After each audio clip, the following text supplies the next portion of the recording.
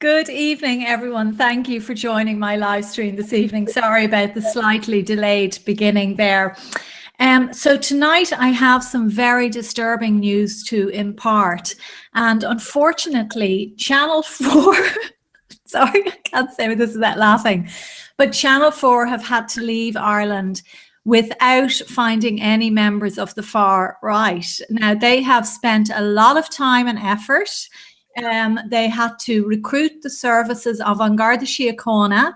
They had to recruit the services of Inland Fisheries Ireland using a lot of Irish taxpayers' money. They had to chase me around the country because they saw me as the face of the new neo-Nazi front in Ireland. And then when they discovered that didn't really stack up, they unfortunately have not been able to put out their broadcast. Now, it has come to my attention that they did manage to get exclusive interviews with the daughter of a minister who was involved in illegal phone tapping of journalists, and also a foul-mouthed guest to our country who severely abused me on my visit to Longford. As far as we know, they haven't managed, apart from a few Soros Sinn Féin agents, they haven't managed to find anyone else. So we're hoping that the Channel 4 broadcast will come out soon. But in the meantime, I am delighted to be joined by other members of the far right in Ireland. Justin Barrett, leader of the National Party, and my partner in crime, James Reynolds, who had the audacity to bring me on a tour of his hometown in Longford and show me the desecration all around it. And of course, the important revelation that diversity does not seem to be the strength of Longford. So good evening, gentlemen. Good evening, Gemma. How are you? James, first of all, to you. There was a mass rally for hate planned. A lot of planning went into it, due to be held in Longford on Saturday. What happened there? What happened? It turned out to be a damn squib. It turned out to be a damn squib, Gemma, despite the fact that it was being promoted by the local newspaper, local fake news newspaper, as you describe it. The Longford leader, and also Sheila Riley, who's for a journalist with Iconic Communications, was tweeting about it and encouraging her friends in the mainstream media to plug it and to support it. But as it turned out to be a damn squib, as you said, Gemma. There are conflicting official reports in terms of turnout. The Longford leader, who had a vested interest in bumping up and exaggerating the numbers in attendance, suggested that there was an excess of 100. Shannon Side Radio said there was less than 100. But clearly... hold on a minute, James, because this couldn't be right, because they told me in so many different ways that the people of Longford were outraged over the fact that a picture showing that Longford people are now in the minority in Longford. They were absolutely adamant. So what's the population of Longford? The population of Longford is approximately 10,000. That's including the immigrant population, according to the last census, 2016 CSO figures. And so that must be about 4,000 guests, immigrants, asylum seekers.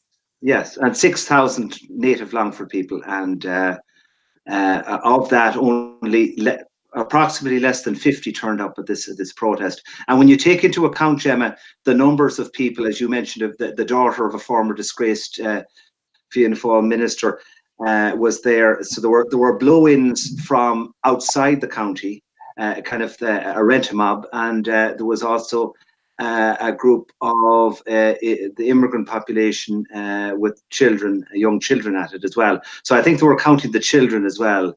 when they were numbering those in attendance at the event on Saturday. Of course, and the daughter of the criminal who was illegally tapping phones, Sean Doherty, Leah Doherty.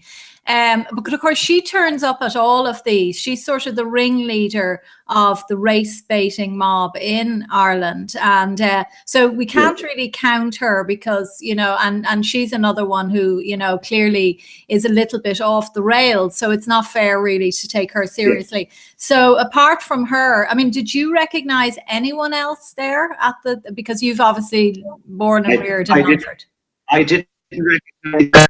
I know a lot of people in Longford, and I didn't recognize Keown, who was the Sinn Féin organizer of the event. I didn't recognize anyone, any Longford person, prominent, certainly any Longford person who was prominent in public circles in terms of political involvement. No, I didn't recognize anybody. So it was the Sora stroke Antifa Sinn Féin locally that organised it, because obviously Sinn Féin is aligned to Antifa and George Soros, so they were the organisers. It turns, you know, it really sounds as if the whole thing was an unmitigated disaster. And I have to say, Justin, I'll come to you now, that I have been inundated with people contacting me, not only from Longford, but from the surrounding areas, to say every word you said, you and James said, was the truth. And there's just no question about it, that, you know, many people who came from Longford wrote to me and who've left Longford, and they just say they despair when they go back to the town. They don't know it, they don't recognize it. Justin, what are your thoughts on all of this mess? Well, yeah, well, I've seen it develop over the course of, since I moved in. I'm probably, as James would say, a blow-in still in Longford. I've been there since '96, so I kind of caught the beginning of the decline, and you could see it at the time. Yeah, there are other things other than immigration, as I've said, but immigration has been a large one of them, and in particular, Sheila Riley, talking about the Longford Misleader. She was the editor of the Longford Leader when I was running for election for the European elections in 2004, which is a lifetime ago now. But I did do an interview with her at that point. And at that point, the non-national population in the town of Longford was at 10%. And during the course of the interview for the Longford Leader, she asked me the various reasons why I was running, and I mentioned that there was an ever-increasing problem with migration, and that the numbers of people who are moving in to a town whose infrastructure, even at that point, which is way back 2004, literally 15 years ago now, and she said, well, like, what are you talking about in terms of numbers? And I said, well, 10% of the people of Longford are now migrants. That's, as I say, 2004. And she said, where do you get such a ridiculous figure? That's nonsense. There isn't anything like that number of migrants, immigrant population in the town of Longford. And I said, well, my source would be the Longford Leader from 2 weeks ago. Bigger problem. She went somewhat silent on that. Neither my assertion that there were 10% of the Longford population were migrants way back in 2004, nor her embarrassed silence when I mentioned that the source for that figure was, in fact, her own newspaper, ever made it to print. But I'm happy to have the opportunity to broadcast it now, because she's especially upset, I think, Sheila. She's especially upset at the failure of Longford people to embrace diversity. And she sees now, from what she's tweeted in my direction, is that the Longford will very much be a target for the National Party, and we're going now to spread fear and hate and God knows what, because but she does admit, I will say this for her, she does admit that the town is run down, that the town is in a bad shape, that the county is in a bad shape in general. She blames political inertia for that. Well, she's not wrong there either. But political inertia is part of why the immigrant population has just been allowed to flow into the county as well.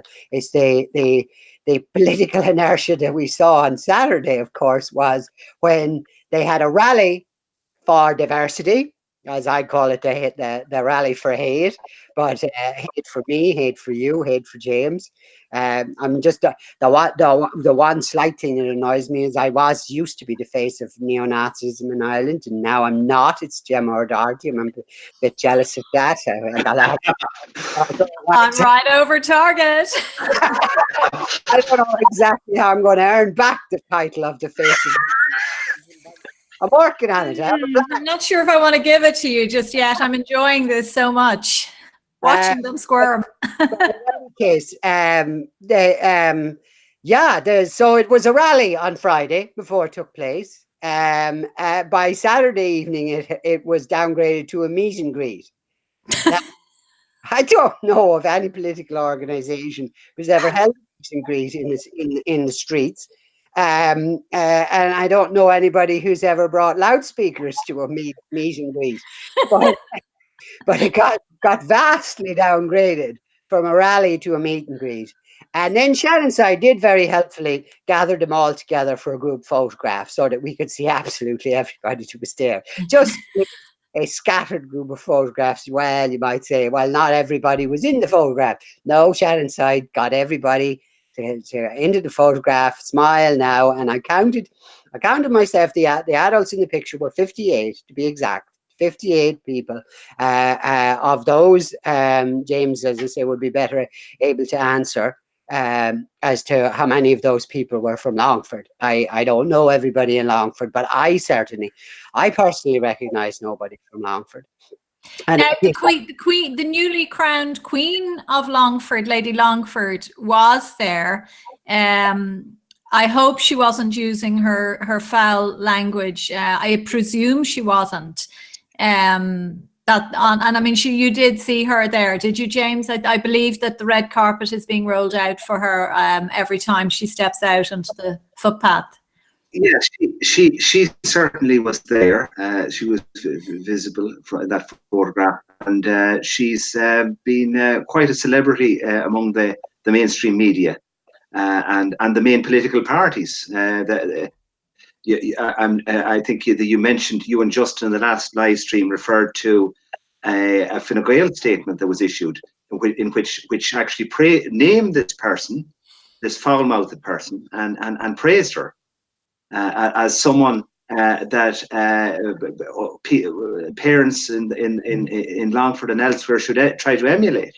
From what I witnessed in relation to her behaviour outside St. Mel's Cathedral and her foul-mouthed attitude towards yourself, I certainly wouldn't be rolling out the red carpet for this person. Well, I mean, there are some disgraceful allegations suggesting that she was wearing her pajamas and dressing gown when she came to call me the foulest of names, but we imagine that is not true, and they are scurrilous rumours. Yeah. Well, they're scurrilous rumours, Gemma, that she put in the paper herself. So I don't know. I don't know she was or not. She would can't speak for her attire, but he was the one who claimed she was wandering around the town in her pajamas and in her nightgown. I don't know why she would do that. Maybe it's a new fashion thing in Longford. I mean, I saw things in Longford that day that I'd never seen before. So I don't know. Maybe dressing gowns are in Longford, and we must not be in any way offensive in relation to fashion statements, or we must not trigger anyone in relation to the clothing that they wear, because we know how sensitive the snowflakes are, Justin. Yeah, but you also have to be careful in case you're culturally appropriating. So maybe the rest of the Irish people who live in Longford from now on will refrain from wearing pajamas at any time. They are now immigrant attire as our dressing gowns. Well, do you think that my safest form of attire going the next time I go to Longford, which I hope will be soon, would be a fully veiled burqa? That or an American football outfit might be suitable. But you know, the thing about this iconic heroine, as I said, that was supposed to be so great and whatever. Well, I doubt she was. I'd say she said some foul-mouthed things quietly, shall we say, on Saturday. Insofar as they were very, very disappointed with the outcome of their rally, and she has said quite a number of things on Twitter. Indeed, agreeing with people who have suggested that various bad things ought to happen to yourself as a result of you carrying a phone around Longford, which apparently is the new politically correct crime. Well, she doesn't only want me out of Longford, she wants me out of Ireland. So we'll have to see about that. You know, I've been called a lot of things, but being asked by a guest to our country to leave the country, the country of my birth. I mean, I don't know. Maybe people would like me to leave. I don't know. I mean, but she certainly does want me to. So we'll see about that. We'll see. But what we can say is, based on the number of people who turned up to say that they wanted you to leave on Saturday, not too many people in Longford are of that view. That's good to hear. James, what were you were trying to say something there? I was just going to say that she certainly isn't showing much gratitude to the people of Longford who have allowed her to be a guest in their county and in their country, to go out and lash out and abuse someone like yourself. She could. There's a means and a way of approaching a matter if she felt that she had to approach you, but she didn't adopt that means at all. She was quite out of order. And as I said to you when I was with you, and it was recorded on the live stream, if it was me, I just completely ignore her. I wouldn't I just continue about her business to visit the cathedral, and she was interfering with that because her purpose was to try to insult you and abuse you, and that's unacceptable. Yeah, I mean, I think for me, it sort of proved, well, I was really, you know, the fact that we were in the grounds, in holy grounds in a church, it was totally inappropriate of her, obviously, but it vindicated me yet again on the point that I'm always making, that the left just, all they can do is abuse. They're not able to be rational and discuss and talk about it like, or you know, adults. All they can do is call you names. So I just feel, here we go again. I'm right. You know, they won't talk. They don't want to debate. That you certainly don't know. But and what's very evident from last Saturday is the people of Longford aren't interested in their version of what a debate of intimidating people like yourself. And people of Longford, and Justin will corroborate this and will back me up on this. Most people in Longford quietly will be in full agreement with what you did, because they've seen their town being run down. Gemma, and I didn't mention it on the live stream, but it's a point worth mentioning. You asked me about the population of Longford town. It's approximately 10,000. The population of the Longford county is 40,000. Longford, I'd like to remind you, has no county hospital. It is no hospital. Westmeath has a hospital in Mullingar. Cavan has a hospital. Roscommon has a hospital. I know it's been downgraded, but it's still there. With the exception of County Leitrim, and Carrick, and the main town in County Leitrim, Carrick and Shannon, would be much smaller in terms of population than Longford. They have no hospital either. But Longford has been a county and a town that has been neglected, as Justin said, for many years before ever we had mass immigration into it. And what mass immigration has done has been to exacerbate the existing problems, worsen those problems, and really create a cycle of depression and a cycle of despair among the people in that county, in that town. Very many of whom have to commute to work outside of their county because there isn't available employment, and it's really a town and a county that's crying out for help because it has been neglected by policymakers at national level.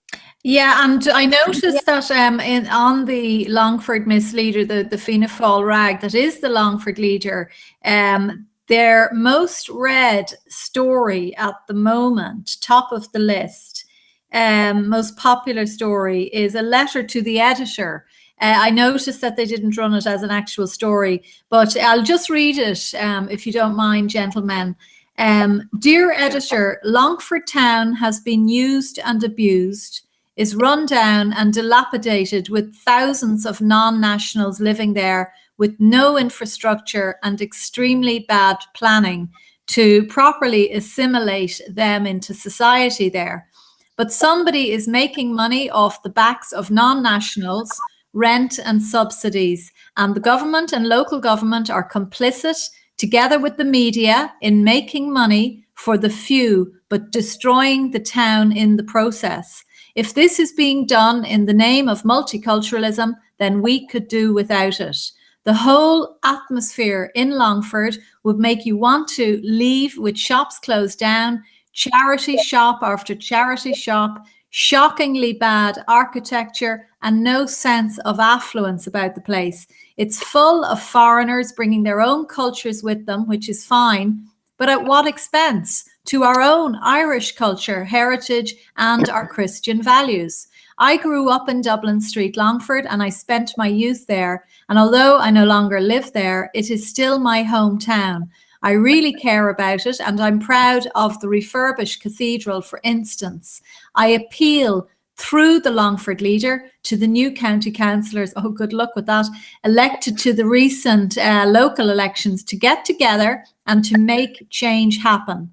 Whatever it takes for the good of Longford Town. Regards, Frank Vaughan. So interestingly, that is the most read story on the Longford Leader at the moment, which seems to imply that most people going onto that website agree with that man if they're interested in that letter. It's saying everything you're both saying. It's saying exactly what I found when I went to Longford.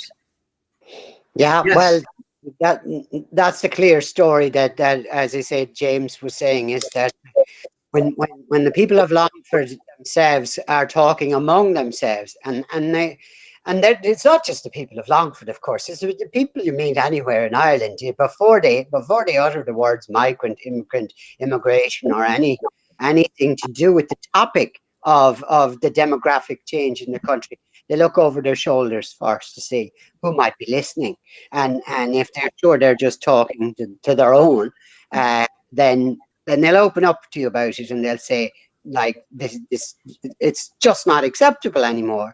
Now, they've been browbeaten, they've been insulted, and I think the whole point of the targeted campaign against yourself in particular, but against myself and James over the years too, and against anybody who raises this issue, is to keep those people quiet, is to keep them quiet and not complaining about the conditions they have to live in.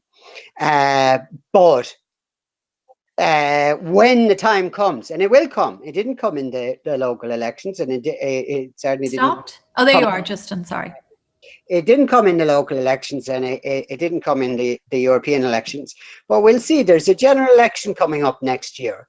We'll see if all of those people are just quite so quiet, in the quiet of the ballot box, where they don't have to look over their shoulder, when they actually can vote for Ireland, when they actually can vote for Longford, and where they actually can vote for themselves and their own family without risking an editorial condemnation from the Longford leader, or a insulting tweet from the former editor like Sheila Riley or somebody like that.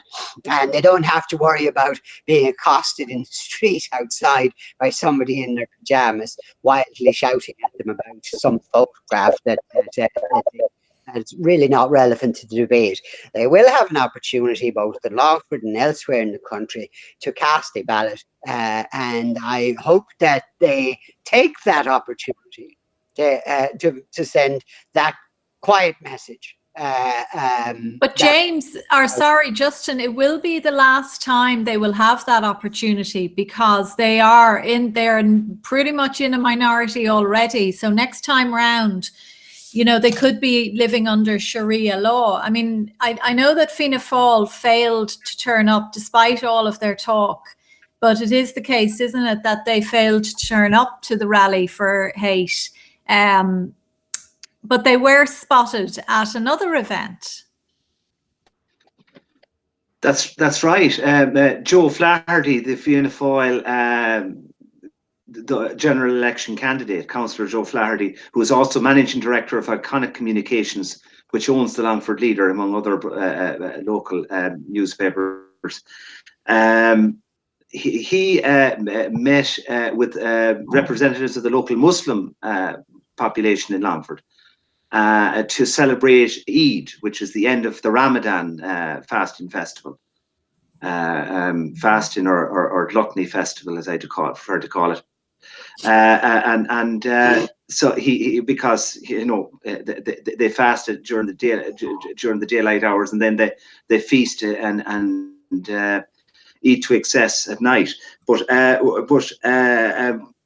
anyway, Joe Flaherty attended that. That was and he wanted to be that photo shoot. He wanted his photographs to be seen with the immigrant population in support of meet and greet, but not to show. But he didn't show up the next day because he could see that it wasn't being supported. Despite the best efforts of his newspaper, Longford Leader, to encourage and rally support for that rally or that meet and greet event, if that was the case, and there was a turnout among Longford people at that event on Saturday, you can be guaranteed, Gemma, that Joe Flaherty would be in the centre of that photograph. But because he's a general election candidate, he's seen that it was too risky to be seen at an event that wasn't supported by Longford people. I think Gemma here about the shortage of time that we have. For example, the local elections, we have this absurd situation. It's almost unique in Europe that anybody who's resident can vote. They don't have to be legally resident. Their asylum application can be being processed. It can be on appeal. It can already have been denied. They can be awaiting deportation.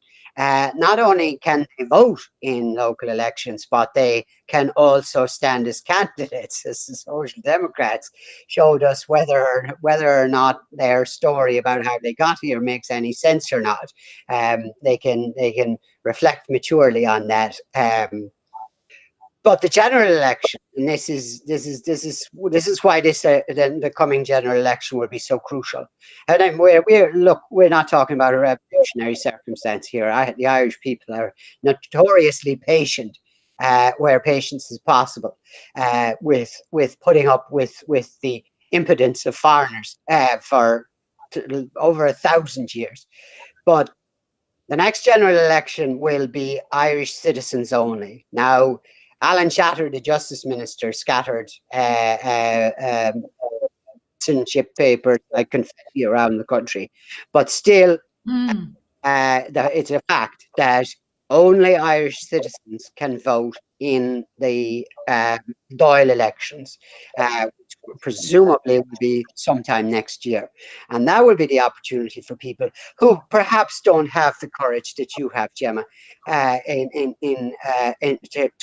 take the abuse in the street from the foreigners, is that they can go in quietly into the ballot box and they can vote for people like yourself and myself and James and others who will be on that ballot paper and who will be their voice and be a very, very loud voice if they get the mandate that to do so on their behalf.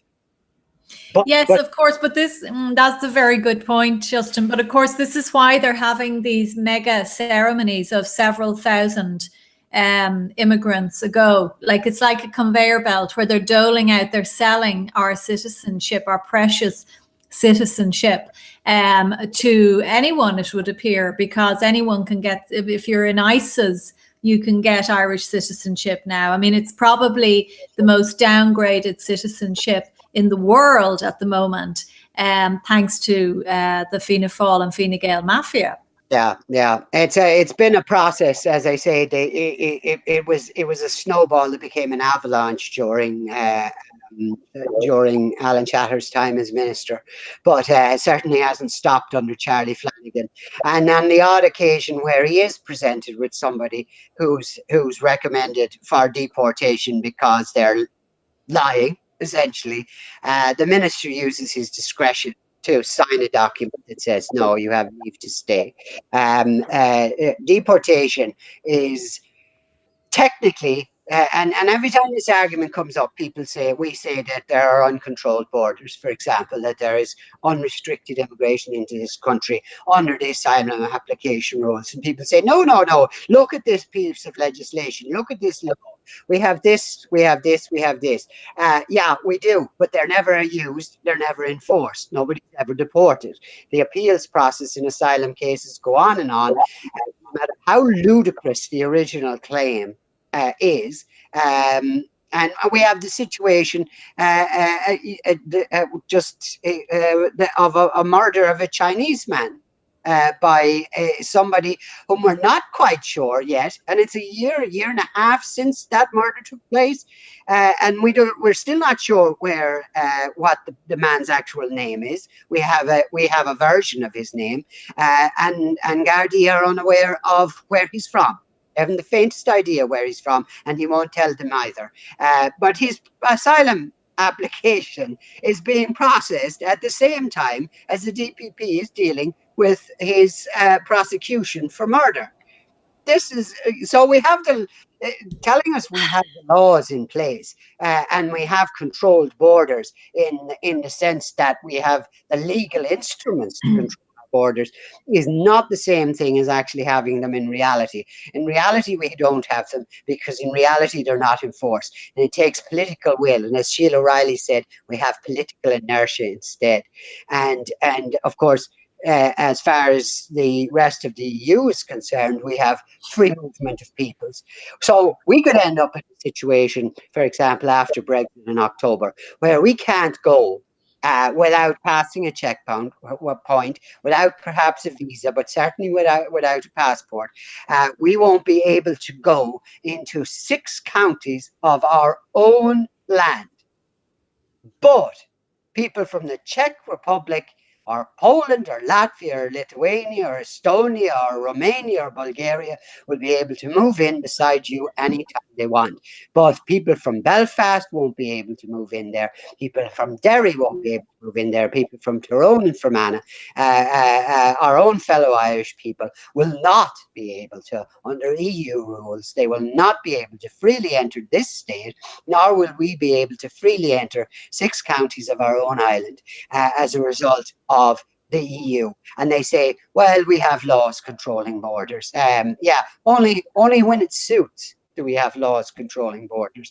Only when it suits the political elite do we have laws controlling borders. We have them when it's being used to punish the British people for having voted for Brexit, for example. But we don't have it when it comes to taking Syrians back from the front lines of a barbaric war. I don't think in fact, let's remove the word war for a moment, because that is to suggest that there is some legitimacy to what ISIS did in Syria and in northern Iraq. And let's just call it what it actually was barbaric slaughterhouse. That's what they ran. Their so-called caliphate was a barbaric slaughterhouse, and murdered tens of thousands of people in the most hideous way. And we are bringing those people back to Ireland. Not just are we bringing Irish citizens who went there voluntarily and volunteered for this foreign militia, but we are bringing people who are not Irish, who are Algerian, and we're saying we're going to let them come back to Ireland too. Now, what are they going to do when they get back here? They're going to give up their belief in the caliphate. They're going to give up their belief in the hideous ideology of beheadings. And as you mentioned, a little bit earlier on, that women should wear the burqa, etc., etc. Where are the feminists when it comes to a woman's right to choose? Look, at the end of the day, we make commentary on somebody in their pajamas and their dressing gown. But look, at the end of the day, sure, away with her if she wants to go down to shops in her pajamas and her dressing gown. But she wouldn't be doing that in Saudi Arabia, and she wouldn't have been doing that in the Islamic Caliphate. She would have been dressed head to toe in a burqa, and the fact that James she might have abused you, Gemma, because of course you'd be a mere woman as well, but she wouldn't have dared abuse you while a man was present, because James would have been there, and she might have been fear that she might be stoned to death by the local religious police. Now, we're told we're backward Catholic Ireland. I'll tell you where the religious police are now. The religious police are not Catholic. The religious police, not Church of England. They're not Protestant. They're not Presbyterian. They're not any kind of religion that we would understand to be religion. They are the representatives of the ideology of Islam, and that's an ideology of conquest and jihad. And immigration is one of the three methods set out in the Quran for jihad. You can conquer a country simply by sending enough people in there that you overwhelm the native population by sheer numbers alone. And when you do, you impose Sharia law, and there is no possibility by the local population of resisting that, because you simply just have the numbers on the ground. Jihad doesn't necessarily require it requires military threat, shall we say. It requires the threat of violence, but it doesn't necessarily require the act of violence if you have the numbers. And we're getting there. We're getting to those numbers. So the next general election, maybe there has to be some sign. There has to be some sign that Ireland is alive. There has to be some sign that the Irish people are alive.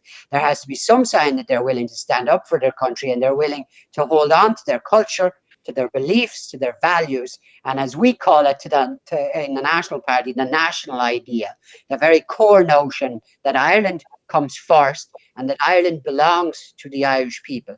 They have to begin to stand up for that. If they don't, the fact of the matter is that the process will continue as it has done, and the internationalists among us, who are as foreign as anybody from any other country, I don't care if they were born. This is a question that's put to me sometimes. What about so-and-so was born in Dublin? I don't care if he's internationalist or she's internationalist in her mindset, which is the vast current majority of Dáil Éireann, is I don't need to acknowledge that they are Irish anymore, because they don't acknowledge that they're Irish anymore, except insofar as it benefits them. Then if there's not some kind of stand-up in this country very, very soon, next general election must see some sign of it, then they will have won, and they will gloat in their victory for a short while. But in particular, the Liberals will be a very short while. Well, look, I mean, and I agree with everything you say, Justin, and James will bring you back in a minute. But every single party in Dáil Éireann, they hate the Irish people. They hate them because they are endangering their safety. And that is what this mass uncontrolled immigration is doing to our country. We are seeing levels of violent crime out of control.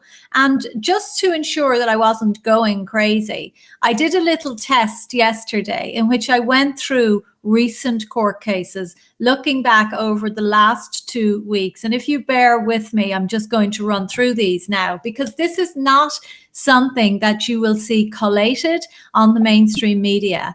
And even to collate figures in relation to migrant crime runs the risk of one being called a racist, of course. This is unbelievable. I mean, you just have to, if you start to examine the figures of those involved in crime in this country, this is some of the findings. So this is over the last 2 weeks. Taxi driver jailed for 5 years over a series of sex assaults. Mansour Udine, from Lucan. Of course, he isn't. He is not from Lucan, but that's what they say. And we can see quite clearly that he is not, but he was jailed for 5 years. Then we have Grace Miano, 50, who suffers from schizoaffective disorder, has been deemed unfit to stand trial for the murder of a Malawian national at her home in South Dublin last year. Convicted murderer gets 15 years for violently raping woman in his own home, or in her own home. A convicted murderer has received a 15-year prison sentence for violently raping a woman in her home 9 years ago. Andrius Lipinskas, 41, repeatedly punched the woman in the head and face and threatened to kill her. I can't actually read the next bit because it is so disturbing, but you can imagine. Warrant issued for catering equipment thief. A warrant has been issued for the arrest of a man who has not appeared in court for his sentence hearing, Hassan Bilal of Tullamore. Well, we know Hassan Bilal is not from Tullamore. Then man sent a video of baby rape to work supervisor, and it is quite clear from the man pictured that he is African. A father of one gets a suspended sentence for possession of child, and they call it child pornography images. There's no such thing. It's child sexual abuse images. Father of one who was caught with over 4,000 images and videos of child sexual abuse. The sordid people in, I won't say where, but I won't say one of the newspapers, they call it child pornography. That's not it. But he walked, 7 years ago this happened, by the way, but it was only in court this week, last week on the 5th of June. He walked free from court with a fully suspended sentence. Mikhail Wokiak, I don't know what that is, from Swords. We know he's not from Swords. Okay, what have we got here? 38-year-old man has been charged in connection with an incident where an aerosol spray was set alight inside a Garda station and thrown at an officer. Paulius Kazlauskas. Now, they do admit here he is from Lithuania, charged with criminal damage to a hatch at a public office at Toher Garda station, and he was released from Garda custody.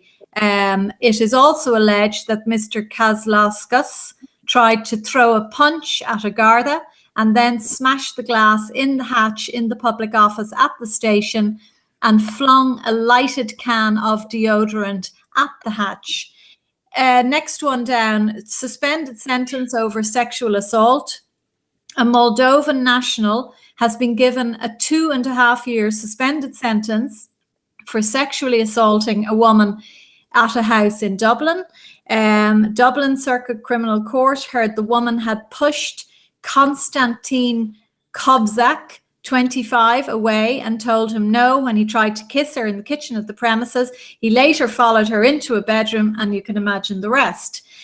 11 years for rapist father who claimed daughter of 9 initiated sex. A man who began raping his daughter when she was 9 years old and later claimed she had initiated the sex has been jailed for 11 years. Now, he is also a foreigner. depraved He must rapist. have thought he was Muhammad. Wait, what? He must have thought he was Muhammad. Well, I mean, what age was Muhammad's first wife? 6. 9, I think. No, Okay. six when they were married. Muhammad is the perfect man according to Islam. So therefore, by definition, to copy anything he does is to be the perfect man. He married the youngest of his wives when she was 6 years of age, but being the kindly gentleman that he was, is that he didn't actually rape her until she was 9. Now, I'll repeat the phrase because because we'll understand here that the Liberals like to make a lot of fuss and bother about the fact that it was very late when we introduced the concept of marital rape into Irish law, and it was very late. It was far too late in terms of modern civilized behavior. But it does not, marital rape does not exist in Islam. There is no such thing as marital rape. But in this particular instance, the perfect man, the man that you are to look up to, admire, and as much as possible emulate, is Muhammad. And 9 years of age, his wife Aisha was 9 years of age. That's an acceptable age as far as Islamic fundamentalists are concerned, for raping children. And six is an acceptable age for marriage. It's baffling beyond belief, and it's almost impossible to understand the mindset of the liberal who regards what I've just said, and there will be some of them listening because they do listen into your show now and again, even if it's just to drive themselves up the wall, is they will be listening, and their immediate thought will be, he's an Islamophobe. The girl is 9, right? They've forgotten that already. They've forgotten that she was 6 when Muhammad married her, and all they can see is Justin Barrett's an Islamophobe. That's all they can see is. So, but like, they're okay with this. I mean, they are okay with the fact that the Prophet Muhammad, it is alleged. I mean, look, I don't speak Arabic, but I have that seems to be the case, that she was, as you say, 6 when they got married and 9 when the marriage was consummated even. But just getting back to this particular, if you're finished on that point, this particular case, and it's really, really quite sickening. He began raping his child when she was 9, and later claimed he did get 11 years, which is, shameful. He should be put away for life. He told Gardaí that his daughter was a compulsive liar and that she enjoyed the sexual intercourse. I mean, they need to start saying it's rape. It's not sexual intercourse, it's rape. In her victim impact statement, which was read out in court, she said her father controlled her and made her too scared to report the attack. She said she didn't know anything about sex until he first raped her. The rapes took place twice a week. I'm so sorry to our listeners who are being, this is horrible to listen to. And I just wanted to point out the fact that she wanted, I think that, no, not in this particular case, but there was a case recently in which a victim wanted to, you see, I don't listen to mainstream, so maybe this has been all over the mainstream, but this idea that a victim who wants to name her abuser might actually end up being prosecuted. I mean, this is the latest absurdity. But anyway, Blaise O'Carroll, a senior counsel who was defending this individual, said that he was to be considered low risk of reoffending.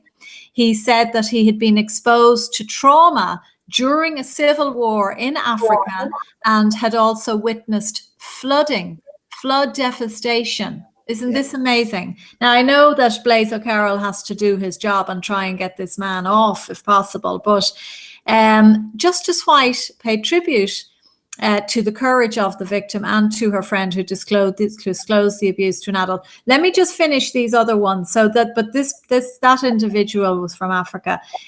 Depraved rapist who attacked woman with Down syndrome refused extra time to appeal.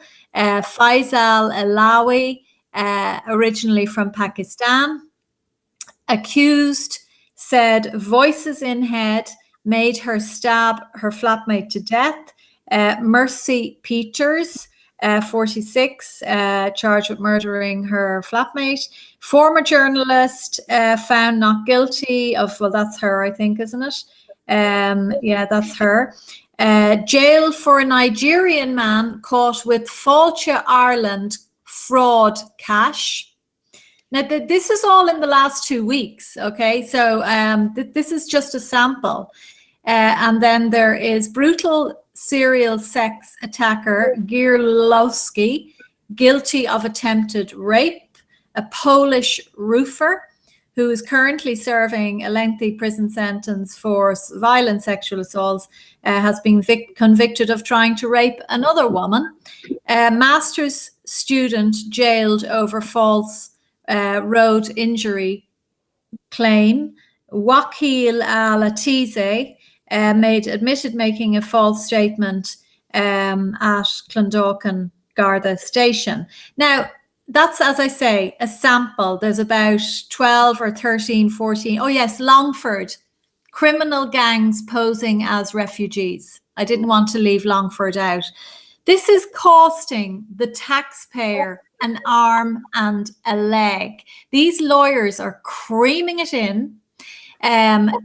People will say, oh, but Irish people commit crimes too. That's not the point. Of course, Irish people commit crimes, but we can barely deal with our own criminals here, born and bred here.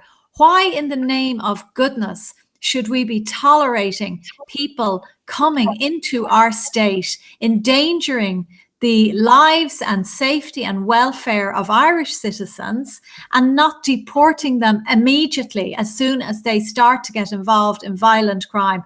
And we are not being told the half of the crimes that are being carried out by migrants.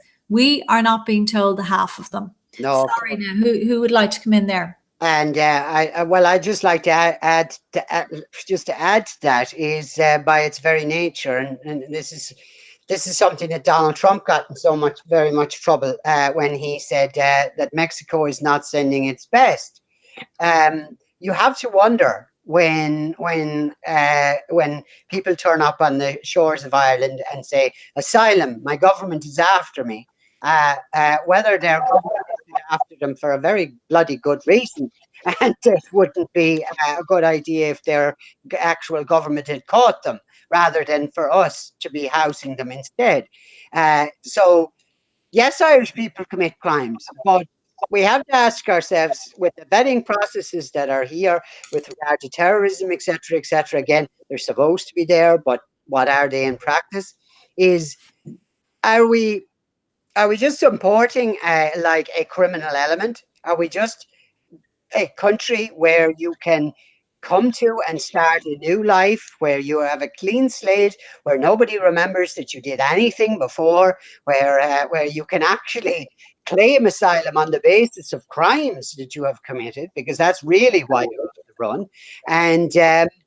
and it's not oppressive government, and it's not war, and it's not torture, and it's not persecution of any kind, but it's in fact the criminal justice system in your country that you're in fact on the run from. And we will take you in, and you know what? We won't ask you too many questions. We won't even ask you where you're from, and we won't be too careful about what your actual name is. And then if you happen to turn around and stab somebody to death, well, that's okay too. A year and a half later, we still don't know who you are, and we still don't know where you're from, and we're not bothered. But are we suggesting that Irish criminals should be treated that way? Are we suggesting that Irish criminals should be treated that way abroad? Where if Irish people go abroad and commit crimes like of the standard that you're talking about, are we suggesting that they should be allowed to make the claim that they were traumatized? Well, they could say, for example, that they were traumatized by the experience of immigrant gangs in the centre of Dublin, and that they had left Ireland, say, to go to Boston on that basis. They'd have a damn sight stronger claim to asylum in the United States, shall we say, than some of these people coming from Africa and Asia and God knows where. But in particular from Eastern Europe, because there is that free movement, a lot of these people are coming with criminal records. They cannot be prevented from coming in here. And so it's an actual fact that the criminal population among the immigrant community is likely to be higher in and of itself than the native community.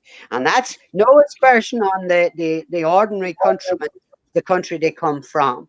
Is these countries, Nigeria, Malawi, etc., they are quite literally, they are not sending their best. They wouldn't be sending their best. Their best are staying at home. Their best are contributing to their own country's growth, construction, and welfare.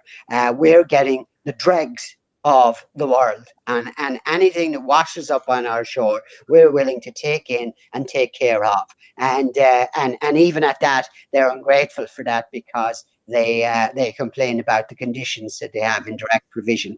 And on one particular occasion, when I was doing an interview, I was, shall we say, roundly attacked for mentioning the fact that direct provision should be quite a comfortable place to be, considering the conditions that they claimed they had come from. It was on Sean Moncrief's show, and he said, well, direct provision is an awful place to be. And I said, well, it depends on where you've come from. I said, when I came in to do this interview, for example, I passed 3 homeless Irish people, I assume, lying in sleeping bags by the side of the road, and they would be very, very happy to be directly provided for tonight. If you go out there, Sean, and ask them will they take a place in direct provision, or if you go into a direct provision centre and ask them in there where they are so persecuted and where their conditions are so bad, will they trade places with an Irish person who is living on the Halfpenny Bridge in Dublin in a sleeping bag in the rain? Will they do that? Because we could end the direct provision centres very quickly by simply emptying them out onto the street. But we don't do that. And I think we're too patient. We're too patient as a people. The Irish people have always been too patient. Look, I'd love to call it patience. We're absolutely being idiotic. We're committing the self-destruction of ourselves and our country and our culture by allowing this to happen.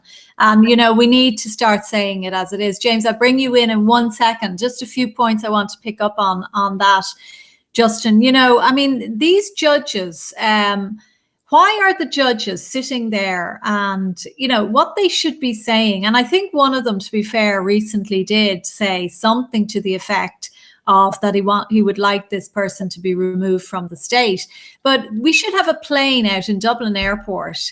These people are costing the guts of 80 grand a year to house in our prisons. Now, we are spending, I've done figures, I've looked at figures, and I think the prison population of migrants versus Irish, and when I say Irish citizens now, that can mean people who were handed out citizenship and barely, you know, and do not warrant it. But I think it's around the 85 to 15, 20%. It's creeping up the whole time, you know, where migrants are increasingly growing within the prison population. So these judges should be saying, out of our state. You came in, You broke the law, you've hurt, injured, murdered one of our citizens. So that means get out of this state now. And there should be a plane waiting in Dublin Airport to deport them, first and foremost. I mean, we look at Sweden, for example. Sweden now, it has been proven, despite the best efforts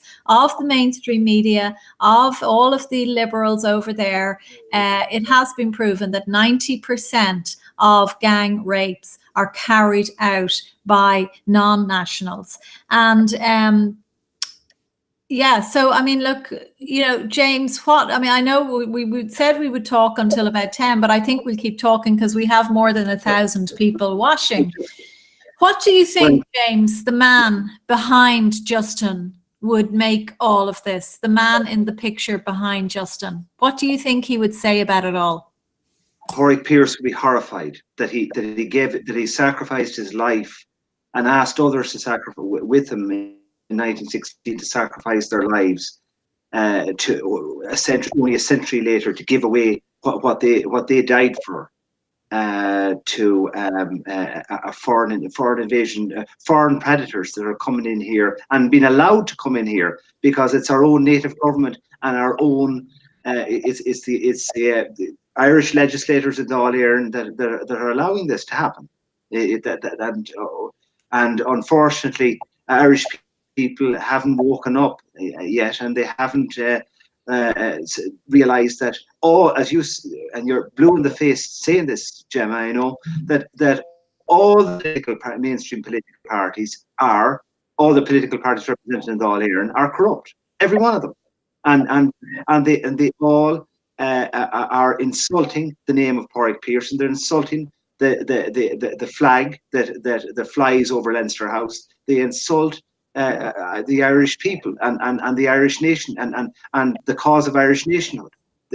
Unfortunately, Irish people's patience with this corrupt political cartel seems to be dragging on longer than it should. But I was going to make the point, Gemma, in relation to the Justin was saying about people with who are coming in here from outside Europe, sub-Saharan Africa or Middle East or whatever, that have no identity papers or have no criminal records and they're not being vetted.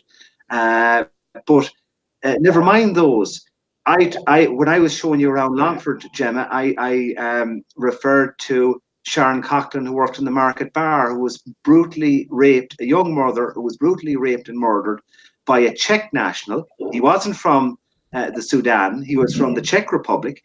And this man was shooting heroin or shooting drugs in a disused building. And you remember you accidentally walked into a building. There was you could just walk into it. It was ready to fall in, Gemma, just before you got to the Iraqi shopkeeper's shop on Great Water Street. And in a building like that, this person was committing a criminal act. He was shooting drugs, and he's seen this woman.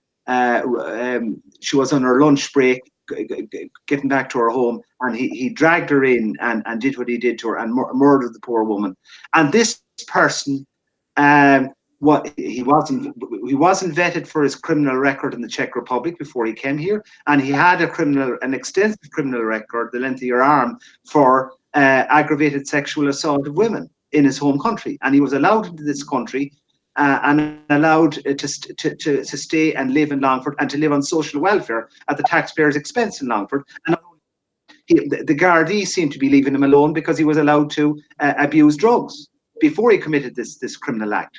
And then to add insult to injury, the Minister for Justice, Alan Shatter, who conferred paper citizenship on 100 on like confetti, as Justin referred to earlier, on in excess of 100,000 non-nationals. This same Minister for Justice, Shatter, allowed this person, when he was convicted of rape and murder, to serve his sentence on compassionate grounds in his home country of in the Czech Republic. And it beggars belief that David Broznovsky, I think was his name, who committed this act in 2007, and to say that anybody, and I have to make this point, anybody could criticize what you did in your live stream with my assistance in Longford that day, Gemma. Anyone that knew Sharon Coughlin, I knew Sharon Coughlin. I went into the market bar. I was served drink by Sharon Coughlin, and anyone who remembers her and her family and who respects her family couldn't but applaud your live stream and what you did in Longford, because in this memory of that woman needs to be respected and needs to be acknowledged, and the best way of doing that is to act. We have to act in relation to dealing with the kind of criminals that were important in this country, we certainly imported into Longford, the type of imported criminal that ended that woman's life before her time, and left her children orphans. And I think you should be proud, Gemma, for what you did, and I would applaud your action. And I think that getting back to the original question about the meet and greet rally for diversity in Longford, the real reason why the Longford people didn't show up on Saturday to support that was because they remember Sharon. Very many people in Longford remember Sharon Coughlin and went into the market bar and knew her.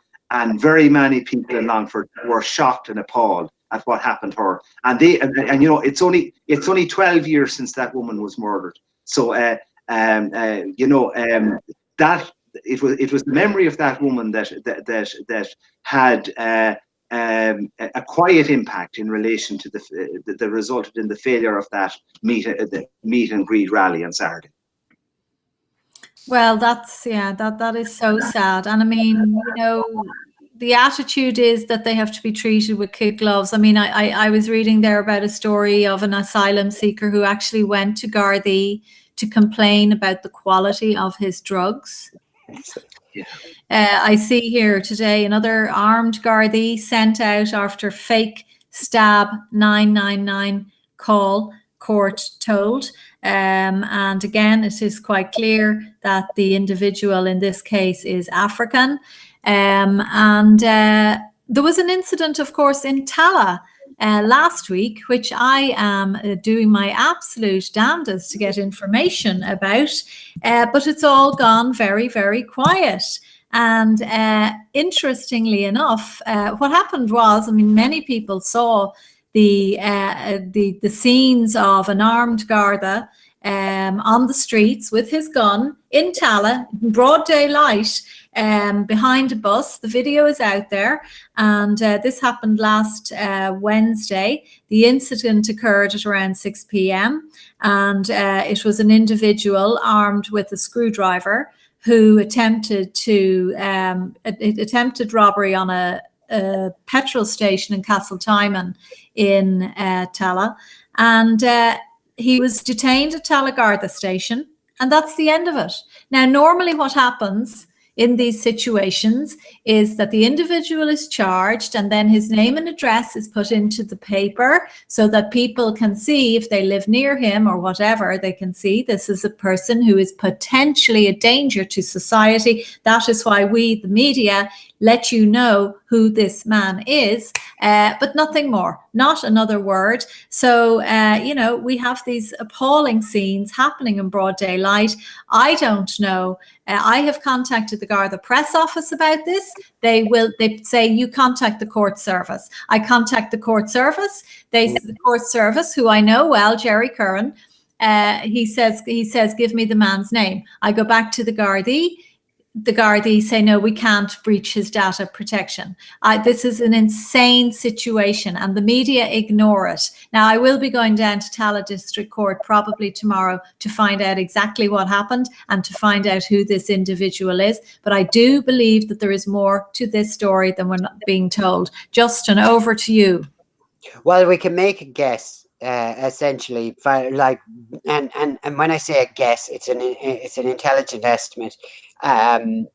based on what has happened in other countries, is that if the origin or the ethnic background of the person committing a crime is not mentioned, then you can be pretty sure that the reason it's not being mentioned is because they are foreign or a foreign ethnic origin. But if they're native, then they will get a lot of coverage. And of course, then the people will come to people like myself and yourself and say, why didn't you say anything about this person? Why didn't you say anything about this person? They were Irish people, they committed crimes. Well, we would say, we would, and we do, and I certainly do, if the sentence they receive is lower than it ought to be. There are many cases of Irish criminals that I have referred to on Twitter and other social media over the past 3 years since the National Party was founded that are entirely Irish cases from beginning to end, where I have concluded, in my opinion at least, that given the facts for a judge, I can understand how the headline is so very constantly, man walks free after, and then the crime is described. And I don't care what colour that man is, and I don't care what ethnic background he is. I won't make an exception. If he should have gone to jail, he should have gone to jail. But in the way the media handle cases, is if the person is of a foreign ethnic origin or just a straightforward foreigner, is that will be played down. If the person is Irish, that will be played up. We're only seeing the beginning of that because in Britain and of course in Sweden and other countries, it's not till you get the end of year crime statistics. And government officials have themselves admitted, but in particular in England, with regard to the Islamic grooming gangs, for example, raping young British girls, was that they do not refer to the ethnic origin of the perpetrators of crimes because it leads to racism, as they say. It leads to racism to mention the behavior of certain ethnic groups. Now, I would have thought protecting the lives and protecting the welfare of young girls of whatever ethnic origin would be a damn sight more important protecting people from having an opinion. But anything that spreads, as they call it, fear, well, I think it's a fearful situation. So I think people have a right to be afraid. But anything that spreads fear should be made illegal. Anything that spreads opinion, which they call hateful, and this is very, very important, is they get to define what hate is. Yourself, for example, we had a minister in the government, a minister intervening. He didn't use your name specifically, Gemma, but it could have meant nobody else, and we all know that he could have meant nobody else. And he called for your YouTube channel to be taken down, for your Twitter to be taken down, for your Facebook page to be taken down, specifically because you were pointing out the realities of life in modern Ireland. Now, he didn't say that. He said you were spreading fear and hate. But as it happens, the Liberals believe that telling the truth spreads fear and hate. Well, if we've got to the point where telling the truth is spreading fear and hate, then there's something wrong with the truth, and there's something we need to change about the truth. We need a different truth, if you like. We need a different reality. We need a different kind of country. We need a different way of doing things. If simply telling people the way things are is a source of fear and hate, because it shouldn't be, and it wasn't. And crime could always be reported in the past, and nobody ever believed that it was an incitement to hatred, or it was an incitement to fear, or anybody was being targeted in any way. Only criminal elements were being targeted by the reporting of crime, and criminal elements do not have the right to be protected from their own criminal actions just because they belong to a particular ethnic community. But the attitude in Britain has been that they should be. The attitude in France has been that they should be. The attitude across Europe has been that they should be, except it's starting to turn. It's no longer acceptable, for example, in Italy. It's no longer acceptable in Austria. It's becoming unacceptable in France. It's becoming unacceptable in Germany. And I think even in Britain is beginning to wake up to the idea that they have to actually say, look, this is what's actually going on, and we're going to face up to the reality of what's actually going on, regardless of whom that affects. Now, whether they are powerful people or rich people or people from a different ethnic background is not the point. The point is criminals should be punished, and should be punished severely according to their crime, not according to their ethnic origin, and not according to their wealth or status, or their connections with the government. But we had, as I said, a minister saying that anybody who tells the truth in Ireland now today should be banned from social media. He didn't at any point point out anything, for example, which would have been fair enough. He didn't point out anything that you were lying about. And this is something that comes up again and again. Justin Barrett or James Reynolds, or they're telling like racist lies or whatever, something like that. Well, they haven't pointed out the lie. They haven't pointed out the lie. And that's very important. Yes, sometimes we do refer to the ethnic origin of the criminal, and we do refer to the ethnic origin of the perpetrator of a given act that might not be criminal, shall we say, but is not in Ireland's best interest. But they are never able to point to the lie. They're only able to point to the ethnicity, which only underlines the point that we have trying to make, which is that this country needs to be saved literally from itself, from its own attitude of acquiescence to what can only be described as an invading force.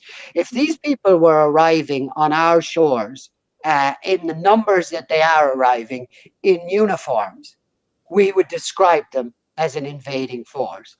But because they come individually, because they come in small groups, and because they don't actually wear a uniform, they are not an invading force.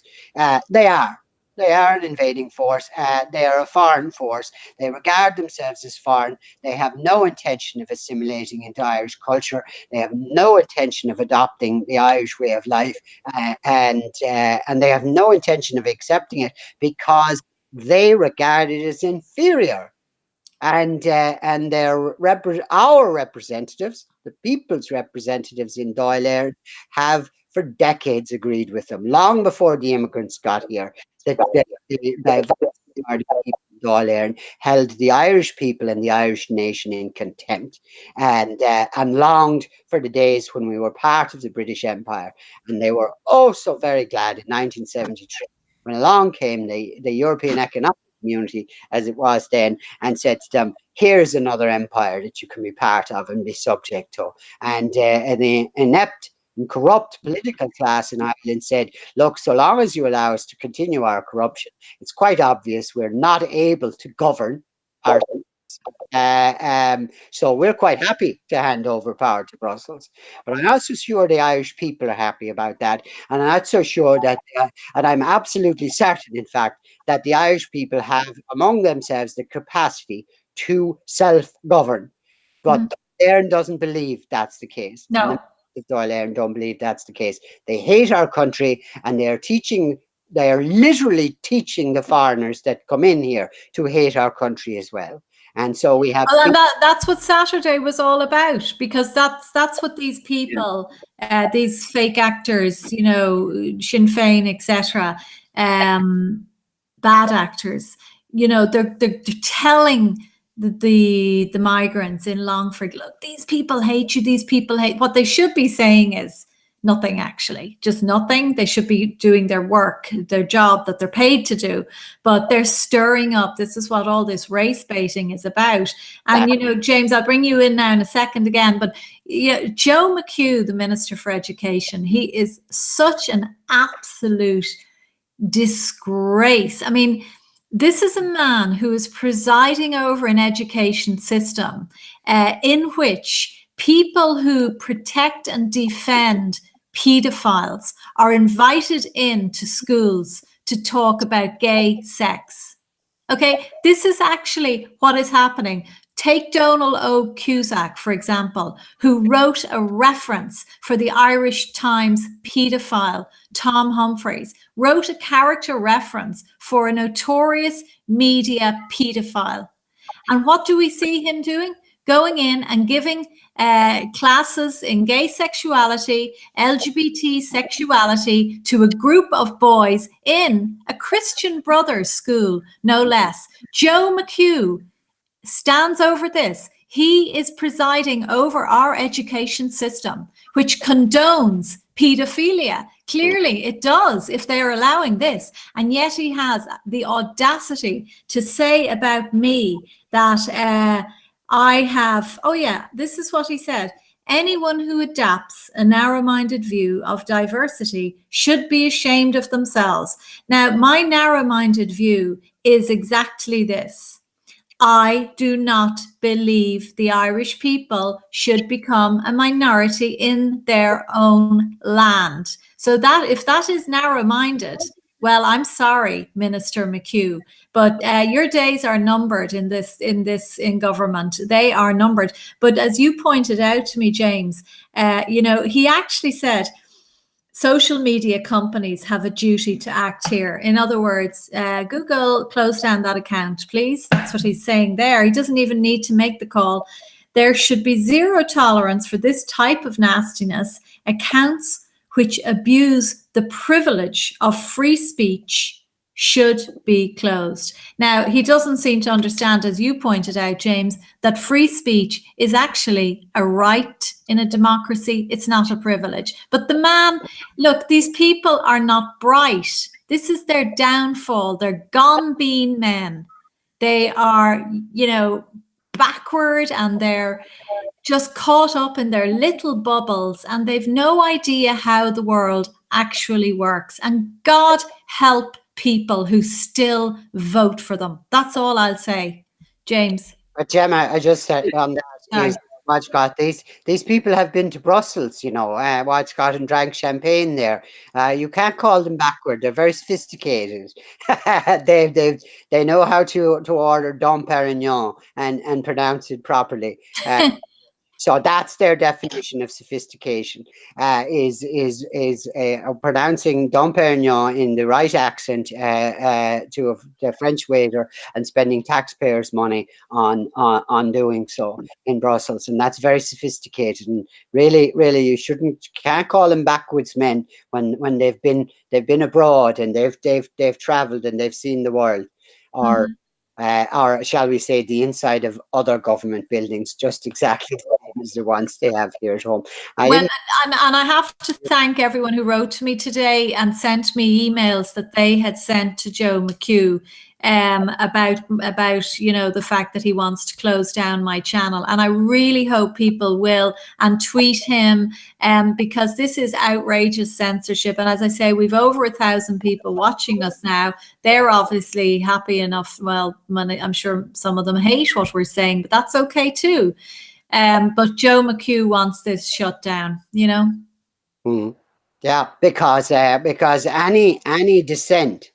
In fact, that was the big mistake they made in his holding their rally on Saturday, is because there was a perception, I imagine, in Longford, because the Longford leader was behind it, because all the local councillors were behind it, because all the main political parties were behind it, is that was the common opinion of the people of Longford. Certainly that would have been the impression that anybody from outside of Longford would have got.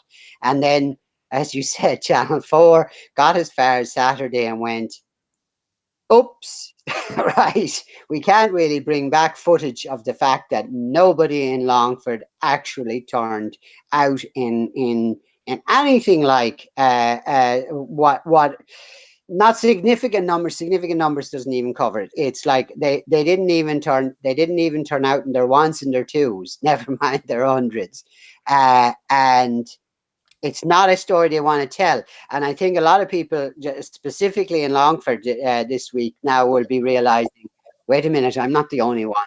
who isn't interested in this diversity lark. And a lot of people around the country will have looked at the amount of attention that Longford got because you came down, and because the minister and other government officials and party political types paid so much attention to it.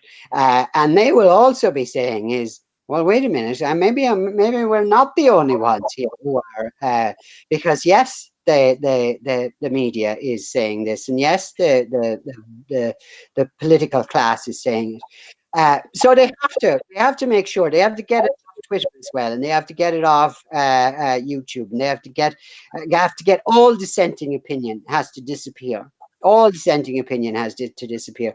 George Orwell was wrong merely about the date of when 1984 would happen, and but in no sense was there any substantial way in which the analogy he was drawing was incorrect. It's a crime to think the wrong thing, and any voice that is disconnects from what the narrative of the ruling class, the regime in this country, wants, is something. Not only is it something that you should disagree with, which is perfectly all right, I guess, in a way, if you're crazy enough to think that everything is fine, but that it is a voice that should not be heard at all. They are not interested in a voice contrary to their own opinion being heard at all anymore, and that is the very definition of a totalitarian state, and it is only a matter of time. We're already seeing the calls on social media from the other side, from the left, for violent action against anybody who speaks out. They're not coming from our side. We're not spreading fear and hate. That was a rally for hate, not a rally for diversity. That was a rally for fear, not for assimilation and integration. That was designed to whip up a mass of people for an angry backlash. Didn't happen. It didn't happen, and they couldn't make it happen. But the fact of the matter is, that's what they want. That's what they want to arrange to happen, and they want every voice in Ireland silent when the final crime is carried out, when the final death of the Irish nation is declared. They want every voice silent. And totally. And isn't it amazing, Justin and James, how when there is a spate of migrant crime, which they try to suppress, but they know everyone is talking about it, and you know, it can't be suppressed. Suddenly, out of the blue, there's always a racist incident that happens. Then it gets wall-to-wall attention, such as this incident that involved the Indian people on the Lewis, I think. And, you know, I'm advising people to be very wary of these incidents that, you know, they get so much coverage, more than the coverage of an African person murdering somebody, for example, somebody being shouted at on a train. It happens every single day, and it happens to women, it happens to men, it happens, and, you know, race, creed, sexuality, whatever.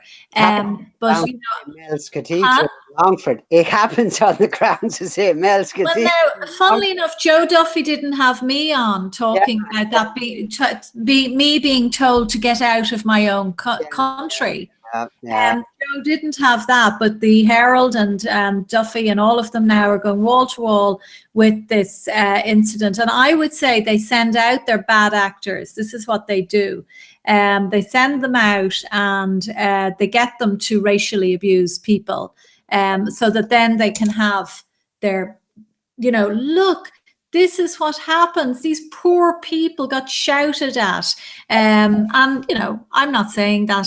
Look, racism is a social construct. It's not a real thing. It's an invention. It's a fiction. And that is well and truly been proven. And I'm not going to go into that.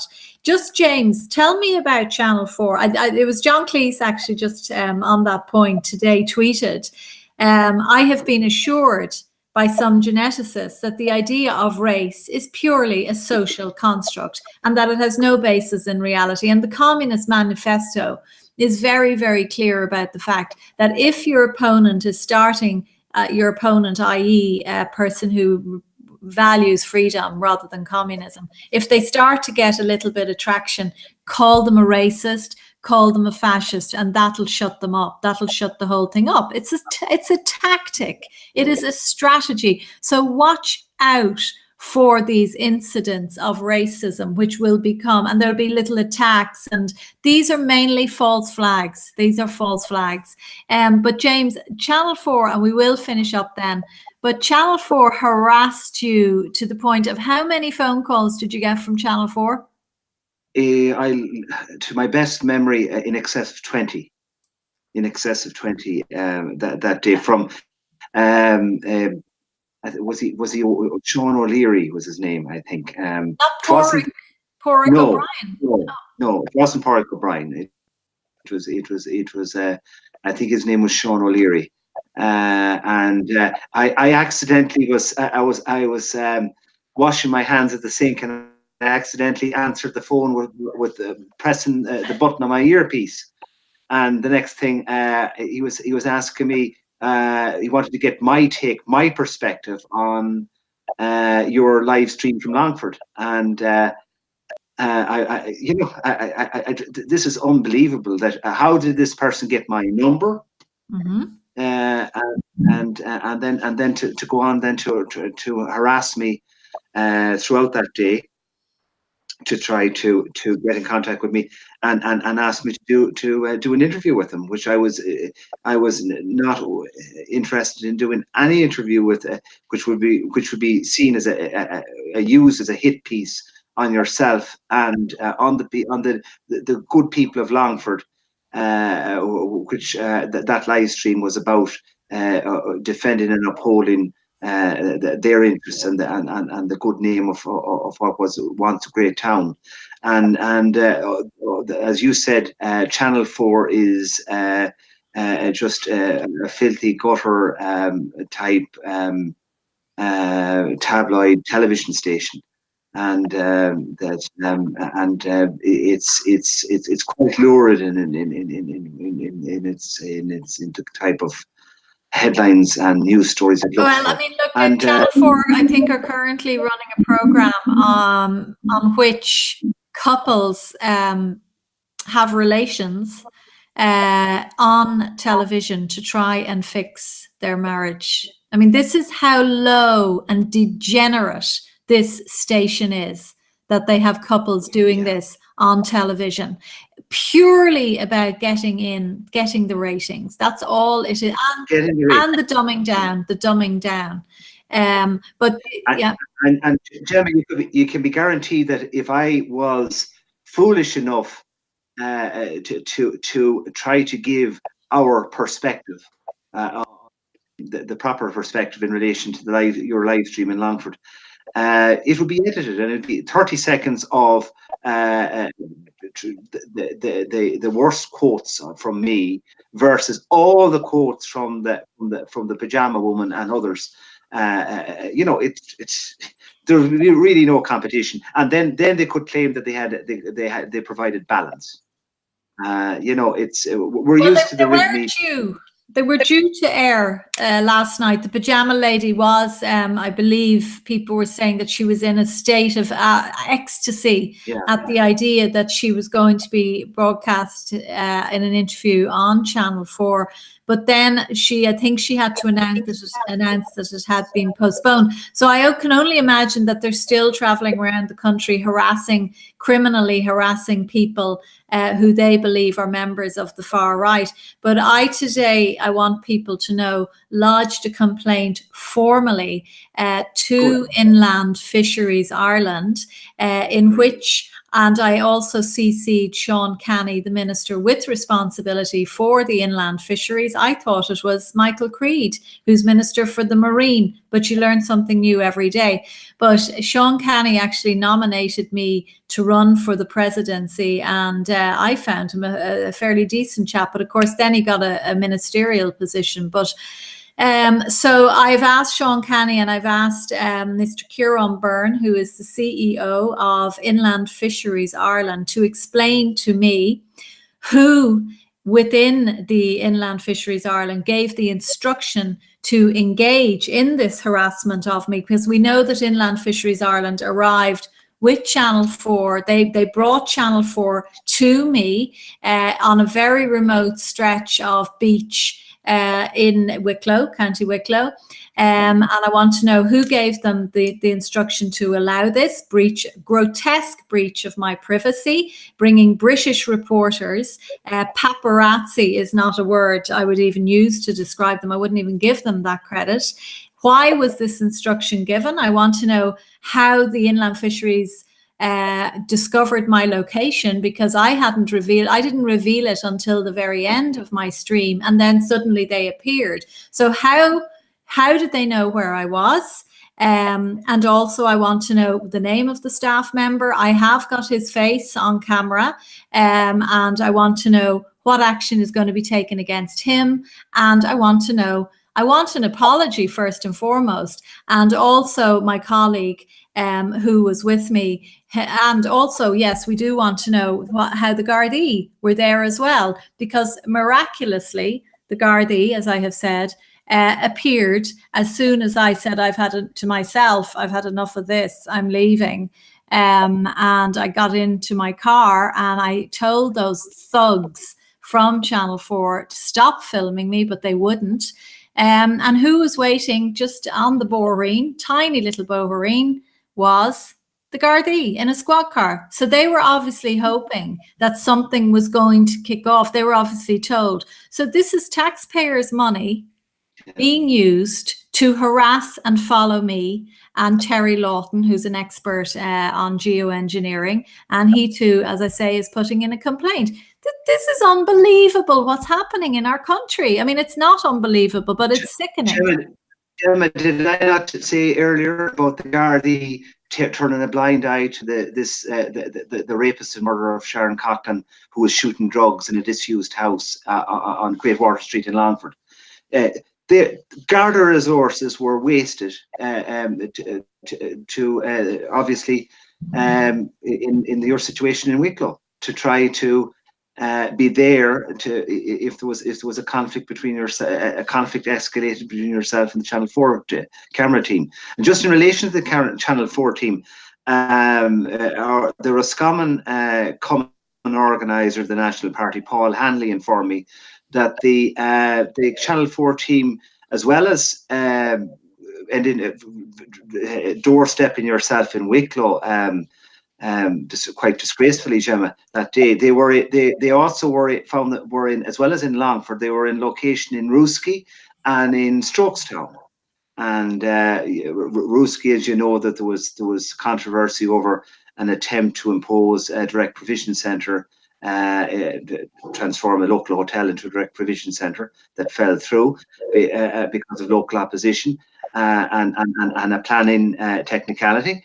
And also in Strokestown, that was the location for an eviction carried out by KBC Bank, who used the services of people with loyalist paramilitary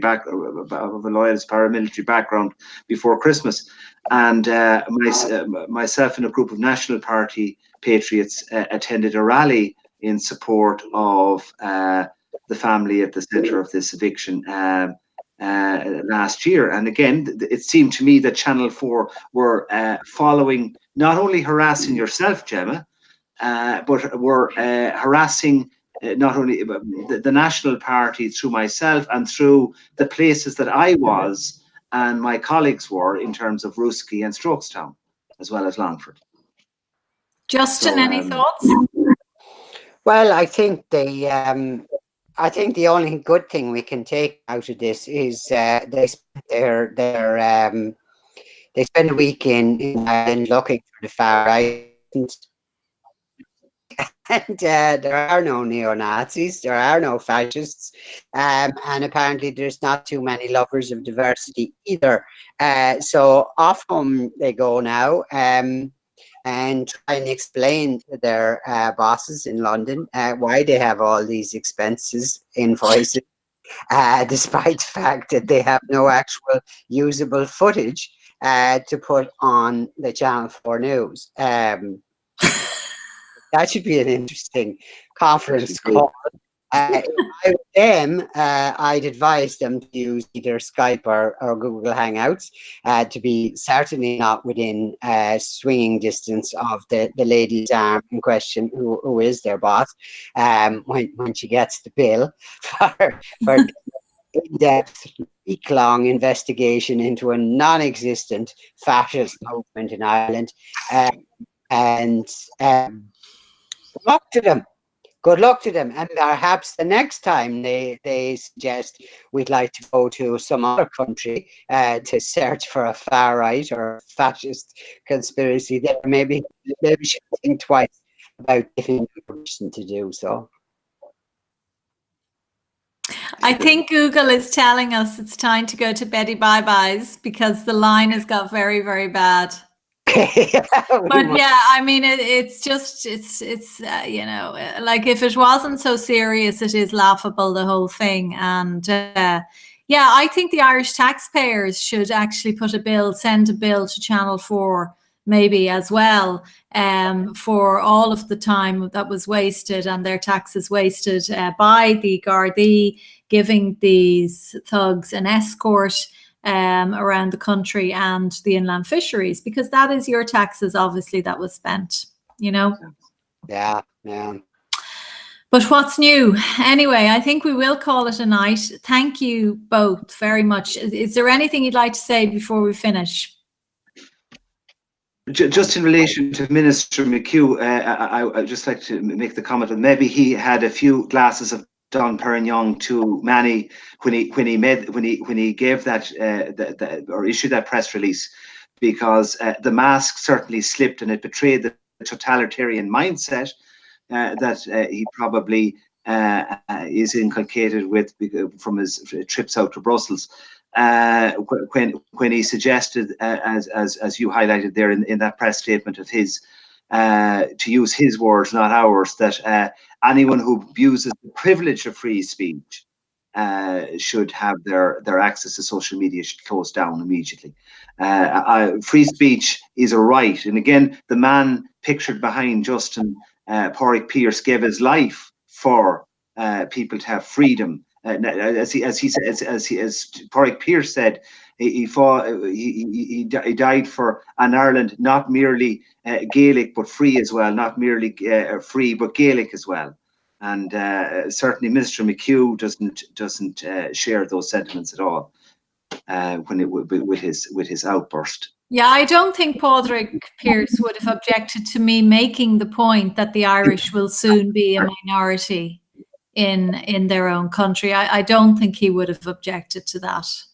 No, I think it's pretty clear that Pádraig Pearse had a distinct view on whether the Irish people should be a minority in their own country or not.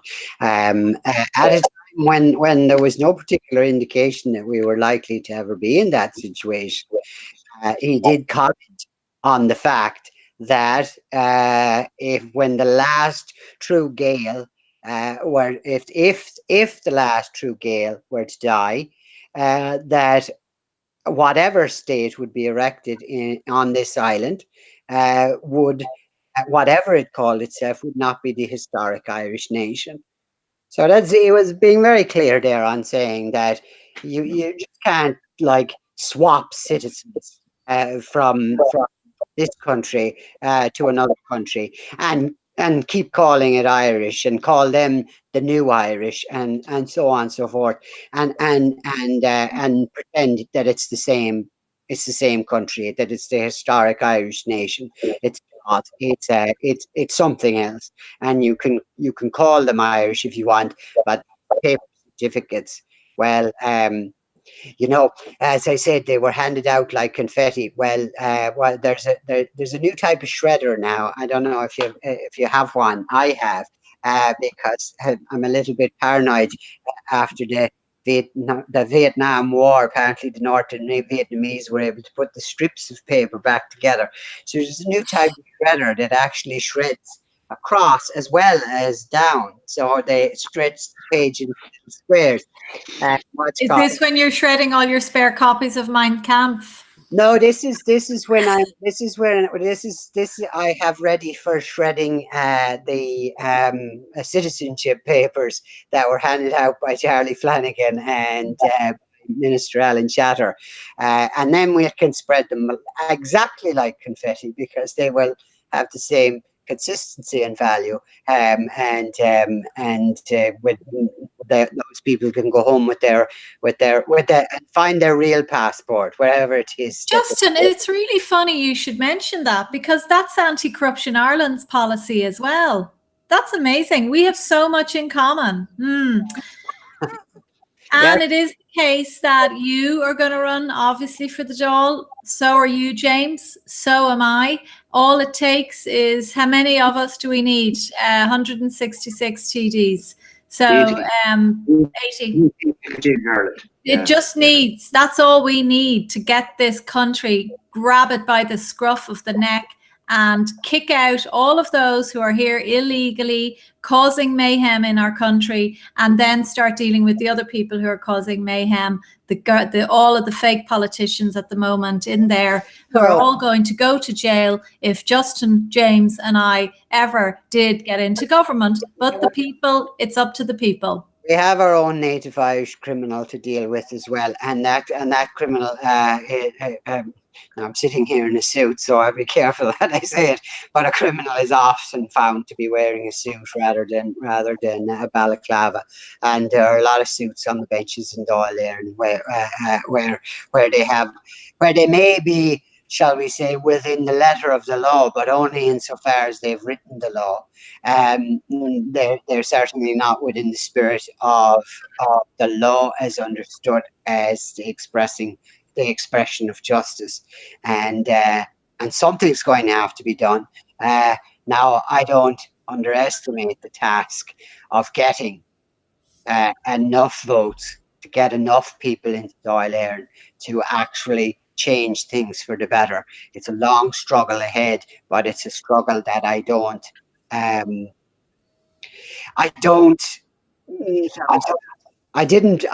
ask for it. I didn't want it. I tried to turn my back on it, but duty calls, Ireland calls, and I think again that's what Barry Pearce would be saying to us today: is duty calls again, Ireland's called again. Each generation has its own calling, and in each generation, it is usually a minority that hears the call first, and it is a long haul for that minority to convince the majority of what to do, what is right, and to do what is necessary. But it can be done, and I don't give up hope. With my last dying breath will be an expression of hope, I imagine. I certainly hope it will be hope, because I would hate to go out in despair. That's the one thing. I don't care about life or death so much as not to go out in despair. Yeah, exactly. Well, look, that's a very good note to end on. And as I say, people have the choice, and we're all willing to stand RU, and it doesn't take an awful lot.